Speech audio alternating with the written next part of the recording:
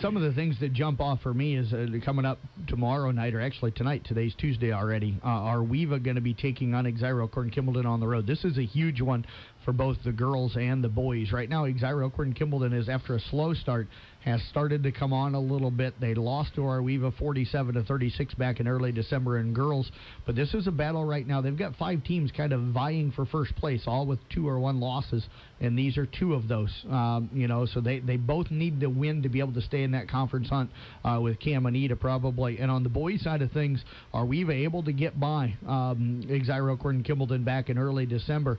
Exira has really started to come on, including blowing out a very good Audubon ball club on Saturday. So this might be the game that determines whether Arweeva is your outright conference champions or have to share that conference championship with the Spartans. Anything else? I think for Carroll, for the girls, I look at them, and I think the matchup Friday with Bondurant for tonight, they're on the road up at Storm Lake, non-conference matchup, kind of a way for maybe both of them to right the ship a little bit. That boys matchup should be really interesting. But the Storm Lake's been better. They have been, yeah, and they're a good ball club this year, so I think that'll be a nice challenge. I think they got 4 losses, if I remember right, coming into it. But the Bondurant matchup for the girls is the interesting one for me, simply because Carroll came into that first matchup early in the year 4-0, riding a high after beating Denison Schleswig. That loss to me started what, I don't know if you want to call it a slide, but they're 2-6. After that loss to Bondurant for they're sitting 6-6 on the season. Now they got to go on the road.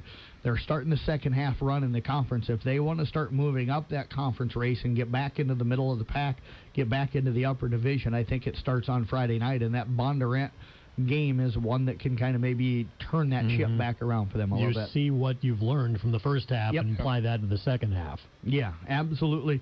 Also like the matchup with the Glidden boys against Peyton Jourdan coming up on Friday night this week as well. Glidden had a chance maybe to get a win on Monday night, but their game against Iowa Christian Academy got moved to January the 24th. So they'll take on a Peyton Jourdan team that's really young. Did beat them the first time around, but with 2 wins on the year, this would be a chance, I think, for the Glidden Ralston boys to be able to pick up that first win of the year. So, again, that's all coming up once again.